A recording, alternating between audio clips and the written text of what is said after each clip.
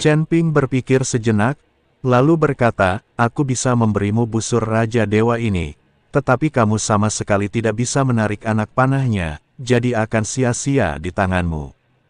Tidak bisa membukanya. Lin Kevan tercengang, kalau begitu, bisakah kamu membukanya? Ya Tuhan, Raja Bo, tentu saja aku bisa, kata Chen Ping.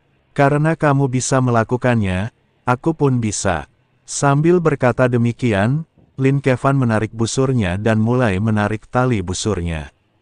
Akan tetapi, tidak peduli sekeras apapun Lin Kevan berusaha, busur Raja Dewa tidak bergerak sama sekali, juga tidak bisa ditarik terbuka sama sekali. Sekalipun Lin Kevan mengerahkan segenap tenaganya, tetap saja sia-sia. Kali ini, Lin Kevan sedikit terkejut. Hua Zhangweng dan Mo Saying juga melihatnya dengan tidak percaya. Meskipun busur Raja Dewa dapat disebut sebagai senjata suci, seharusnya tidak begitu kuat sehingga bahkan seorang kultivator di alam transformasi abadi tidak dapat menggunakannya, bukan? Tetapi Chen Ping jelas-jelas hanya seorang kultivator Mahayana, mengapa dia bisa melakukannya?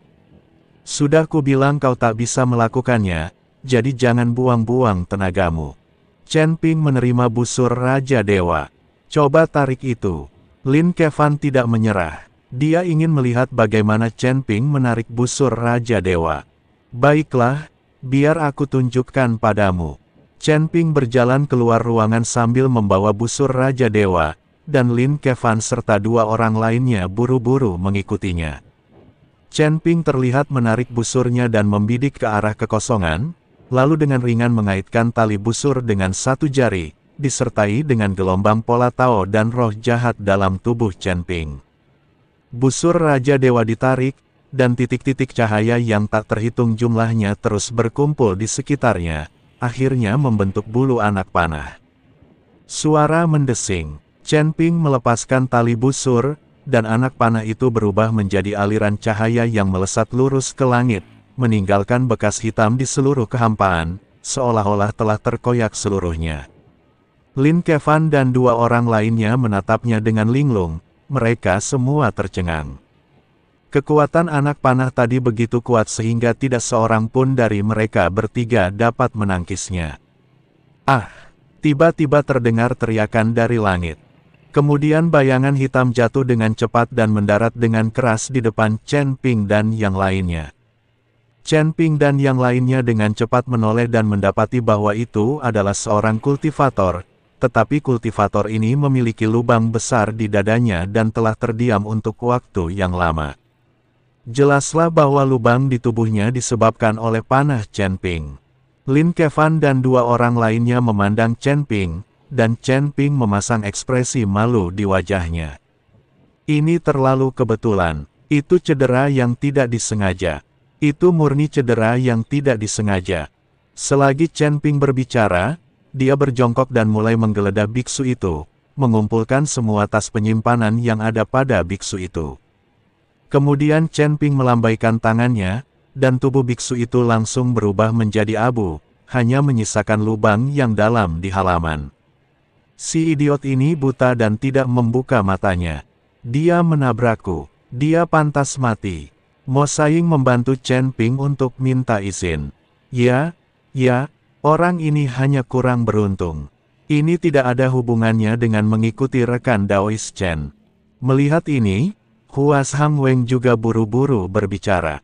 Seperti kata pepatah, orang yang memakan makanan orang lain harus bersyukur, dan orang yang menerima hadiah orang lain harus bersyukur. Karena Anda telah memilih untuk membagi-bagikan barang-barang, saya hanya bisa berdiri di pihak Chen Ping. Seorang biksu tanpa otak seperti ini akan mati jika dia mati. Lin Kevan juga angkat bicara, lalu menatap Chen Ping dan berkata, Saudara Chen, jangan merasa terbebani secara psikologis. Ini bukan salahmu. Coba lihat apa isi tas penyimpanan orang itu, dan mari kita bagi. Chen Ping tercengang, dia tidak pernah menyangka kalau orang-orang ini berbicara mewakilinya. Ternyata mereka ingin membagi-bagikan urusan. Ya, seperti kata pepatah, kita berbagi separuh saat kita bertemu. Karena Anda telah melihatnya, Anda juga memiliki bagiannya. Chen Ping mengeluarkan berbagai harta dan sumber daya dari tas penyimpanan biksu itu. Di dalam tas penyimpanan biksu ini, selain beberapa batu roh, barang yang paling umum adalah berbagai ramuan ajaib. Diperkirakan orang ini adalah seorang apoteker yang mengumpulkan tanaman obat di mana-mana. Hari ini, dia terbang di atas dinasti Xiao dan ditembak jatuh oleh Chen Ping dengan anak panah. Ambil batu-batu roh ini, sedangkan untuk ramuan abadi, aku akan memurnikannya menjadi pil dan membagikannya kepadamu. Jika Anda mengonsumsi ramuan ajaib ini secara langsung, efektivitasnya akan sangat berkurang. Setelah Chen Ping selesai berbicara, dia langsung mengorbankan Senong Ding.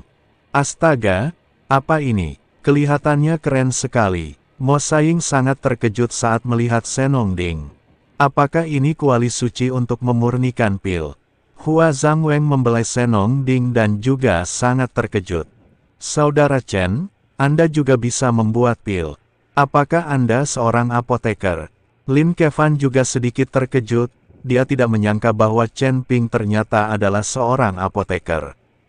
Chen Ping, yang berada di alam Mahayana tingkat kedua, mampu bertarung melawan lawan-lawan di tingkat yang lebih tinggi dan bahkan tidak menganggap serius para kultivator yang berada di puncak alam Mahayana tingkat ke-9. Dia pasti orang yang sangat berbakat yang fokus pada latihan bela diri. Tapi aku tidak menyangka dia seorang apoteker. Ketika saya bosan, saya berpraktik sebagai dokter. Sambil berkata demikian, Chen Ping memasukkan semua ramuan ajaib ke dalam Senong Ding. Dalam sekejap, tungku pil harum pun keluar. Ramuan sudah siap, kalian bertiga boleh membaginya. Chen Ping menunjuk Senong Ding dan berkata, semua untuk kita. Lin Kevan memandang Chen Ping. Tentu saja, jika aku ingin memakan obat jenis ini, aku dapat mengolahnya kapan saja. Kamu dapat meminum semuanya. Chen Ping melambaikan tangannya dengan murah hati. Mendengar ini, Mo Saiying dan Hua Zhangweng tidak dapat mengendalikan diri lagi dan langsung berbaring di Senong Ding sambil memuat segenggam pil. Melihat ini, Lin Kevan tidak peduli dengan statusnya sebagai pangeran dan menerekamnya untuk mulai merebutnya. Tungku pil dengan cepat dibagi di antara 3 orang. Saudara Chen, selain harta karun ini, apa lagi yang kamu miliki? Mari kita lihat.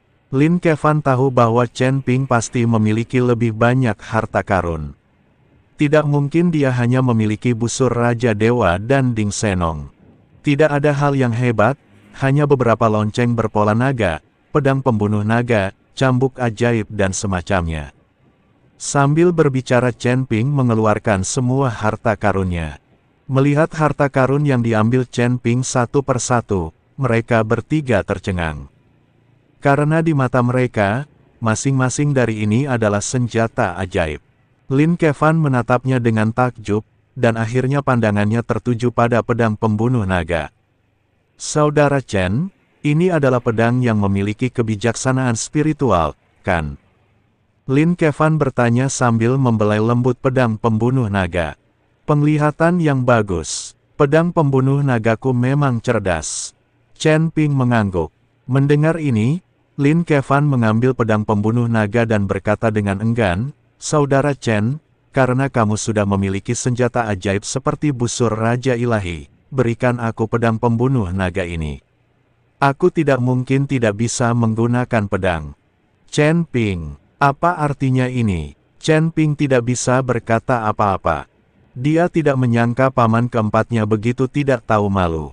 Bagaimana dia bisa mengambil inisiatif untuk meminta sesuatu kepada orang lain? Saya hanya mengeluarkan benda-benda ini untuk dipamerkan, tetapi saya tidak pernah berpikir untuk memberikannya kepada orang lain. Ini, pedang pembunuh naga ini, kau tidak bisa menggunakannya. Kata Chen Ping. Kenapa? Bagaimana mungkin aku tidak bisa menggunakannya? Setelah Lin Kevan selesai berbicara, dia mengayunkan pedang pembunuh naga di tangannya dan hendak menggunakannya pada Chen Ping. Namun saat dia mengayunkannya, Pedang pembunuh naga itu tampak lepas kendali dan langsung terlepas dari tangannya, lalu berbalik dan langsung menerjang dada Lin Kevan. Persetan, Lin Kevan mengumpat dan segera mundur. Melihat ini, Chen Ping berteriak, "Zhongli, berhenti membujukku." Aku melihat kilatan cahaya putih dari pedang pembunuh naga, dan sebuah sosok muncul dari pedang pembunuh naga. Ketika Lin Kevan dan yang lainnya melihat dengan jelas, mereka semua tercengang. Mereka melihat seorang wanita cantik berdiri di depan mereka. "Aku hanya milik tuanku. Jika ada orang lain yang ingin memanfaatkanku, jangan salahkan aku karena bersikap kasar." Zhongli menatap Lin Kevan dan berkata, "Saudara Chen, mungkinkah ini roh pedang di pedang pembunuh naga?" Lin Kevan bertanya dengan kaget. "Ya, dia adalah roh pedang Zhongli." Chen Ping mengangguk. Bagus sekali, bagus sekali. Bisa digunakan siang dan malam." Hua Zhangweng memandang Zhongli yang cantik, menjilat bibirnya dan berkata. Zhongli menatap tajam ke arah lelaki tua dengan tongkat bunga itu. Dia mengerti apa maksudnya.